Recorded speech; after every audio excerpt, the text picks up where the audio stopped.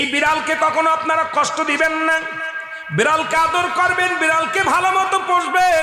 বিড়াল যদি কোনো জাতির জন্য দোয়া করে, কোনো গৃহস্থর জন্য দোয়া করে, ওই সংসারের মধ্যে উন্নতি শুরু হয়ে যায়। ওই সংসারের মধ্যে আর এক নাম্বার হলো, যে ঘরে বিড়াল থাকে সেই ঘরে জিন আসতে পারে না, জিন বাস করতে পারে না। আর একটা ঘোষণা শুনে নেন, নবীজি বলে গেছেন, যে ঘরের মধ্যে বিড়াল ছানা বাস করে ওই ঘরের মধ্যে জিন জাতি প্রবেশ করতে পারে না।